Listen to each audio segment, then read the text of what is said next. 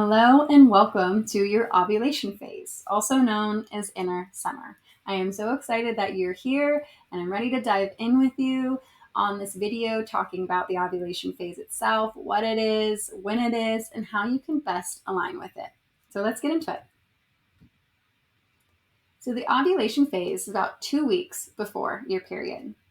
The phase is 3 to 5 days long, where ovulation itself is just 1 day. If you are using an app that tracks your period, but it does not track temperature, then ovulation is a prediction, and you can use that. Again, best practice is to use an app that uses temperature, but I'll get into later in the video of different ways that you can check that your body and different signs that might help you to know if you're ovulating or not. So you can use that and it will tell you it's your ovulation phase for your app. If you're not using an app and you're using a calendar, in the beginning, just to kind of get a feel for what your cycle length is, when you have your period, you can count 14 days back, and that's usually right around when you ovulated. And then once your months keep going and you've been tracking for a while, you can start to get a general idea of your cycle length. Again, I do recommend tracking with an app that uses temperature, but those are just some different options for you. Now let's get into the fun stuff. I love talking about this and highlighting this, that we are cyclical beings and we mirror that of the bigger cycles, one of that being earth and the elements, and also that of the moon. So in this phase, we mirror that of the element fire. So we are bright, we're bold, we're hot, we're making moves. It's transformative, right? So that's where we're most aligned with at this time. The moon is full, right? It's at its fullest expression. It's bright, it's energetic, it's beautiful. If you've ever been outside on a full moon, it's beautiful. And the archetype is the mother, the healer, the nurturer. So when we have ovulated and we're in this bright, big place, our archetype, our vibe, we might be feeling this way. We might want to take care of others, really nurture ourselves, others, that kind of thing, nurturing babies, even just idea babies are our ideas, and really bringing things to the world. So let's get into the hormones. So there's a spike in LH and FSH that trigger ovulation. So that one follicle that made it to the finish line matures and it bursts opens and releases an egg into the fallopian tube, which then travels down the uterus. The estrogen continues to rise, and this continues to thicken the uterine lining and support our immune system, our cells, and our uterus. So it's all about ovulating, even if you don't wish to get pregnant, because when you ovulate, the sac where the egg released, that becomes the corpus luteum. And this corpus luteum secretes progesterone, which we will cover more in inner autumn on why it's so important. But that's why this aligning with your cycle and making sure that you actually are ovulating is so, so important, because if we don't ovulate, we don't secrete this progesterone. So again, this is the beautiful thing about aligning with the womb cycle and bringing awareness to it and really learning and seeing what your body's doing so that we can support that ovulation and can support that fertility. So if you are starting to work on these videos and you're noticing anything that might be signs that you're not ovulating or your cycle's a little out of range or irregular, please reach out to me and I can support you further. But just a little note there. And let's talk about the body vibe. So the body releases the egg, and some women can actually feel a little bit of pelvic pain or a little pain with that release of the egg.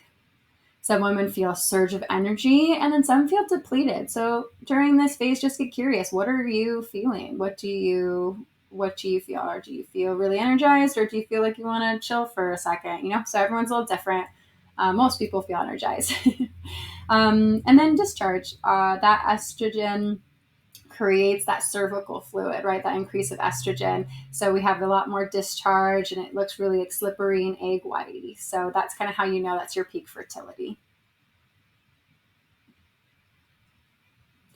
So what's my fertility window? So I like to talk about this. Sperm can live in the female reproductive tract for up to 5 days. So the egg after ovulation can survive for about 24 hours. So this gives about 6 days a month that you can get pregnant. So it's good to know. So you're most fertile a few days before ovulation to 6 hours after. How can you tell if you're ovulating? So the fertility awareness method is the method that uses the temperature when you are tracking your cycle. And I love Natural Cycles app. They give you a thermometer. If you're like me and couldn't remember to take the thermometer in the morning, there's the Aura Ring, which syncs with the app, which is wonderful. I would just keep it by my bed and put it on at night. And when I woke up, it would sync with the app. So it's really, really wonderful. LH test. So like I was saying earlier in that hormone slide, the LH is rising. So you can take an LH test, and if it's high, then it's a good indication that you've ovulated. Your basal body temperature. This goes along with the fertility awareness method. When you've ovulated, your temperature will rise, and then it will stay risen usually for about 10 days. And that's the sign that tells you that you've ovulated. That basal body temperature increases a little bit. And that's what that Natural Cycles app is using is that temperature gauge and seeing that. And then once you're in luteal phase and it's gone a few days, and feel like, yep, you've ovulated because you have that rise of this many days after. And cervical positioning, super cool. But I don't know if you knew this, but your uterus, your cervix, and your cervix is right at the base of your uterus. And when you are ovulating, it's a little bit higher up. It's higher up inside. And so if you were to put your finger inside your vagina, you could bring your finger up more, and then the tip of your finger will feel the cervix. It feels kind of like the tip of a nose. It's a little firm. And so it's higher up. When you are about to have your period, it's actually a lot lower. So you can check your cervical positioning to see if you are near ovulation. And then again, cervical fluid, that egg white, increased cervical fluid is a really good indication that you have ovulated. If you notice that you get that cervical fluid at different times, particularly in your luteal phase, that can be a sign of excess estrogen. And if you do start to notice that, then reach out to me and I would be happy to talk to you about it further. All right, so let's get into the mood. So this is the mood. This is the vibe of your ovulation phase. This is what the hormones are supporting. Your hormones are doing stuff in your body, and this is how you're going to feel. So you're going to have increased energy, natural glow. You'll feel more sensual. Ideally, your libido will be a lot higher. You'll be more open to receiving, open to giving, and that maiden energy, right? And nurturing and loving. And like the moon, that manifesting power. And then again, let's talk about the vulnerabilities also, AKA maybe if shadow work resonates with you. Sometimes I like to use them interchangeably. With the rise in estrogen and testosterone, you're going to feel like you can do it all. And you might overcommit. You might overcommit and make too many plans and then get exhausted. So just being mindful, again, that you are being intentional with what you want to do. So inauthenticity. This can be a sneaky one. A lot of times, you're feeling like you're superwoman, you're feeling like you can do it all. You also naturally have that mother nurturing energy, healer energy. So you're going to want to do things for others. But sometimes we can choose others over ourselves or be a people pleaser and not be authentic to ourselves. So pay attention in this phase that you're still aligning and doing things for you and not and staying authentic and true to yourself. That would be the vulnerability here. And what kind of goes hand in hand with that is like self-neglect, doing so much that you kind of neglect your self-care and yourself, and then you end up burnt out.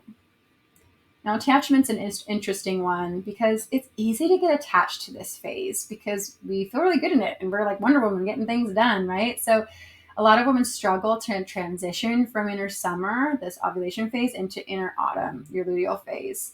A lot of it's because we misunderstand the transition, and also that society praises us for a lot of the natural things that come to us in ovulation and not necessarily in luteal phase. So just something to be aware of and be mindful of in this phase. So what to focus on? With your hormones supporting you in connection and love, it's a wonderful time to go out into the community, host, at your house, do social gatherings. Your communication is going to be really great right now. You're just so hormonally supported to really get your point across in a positive way and articulate really well. So any important conversations, you want to ask your boss for a raise, this is the time to do it.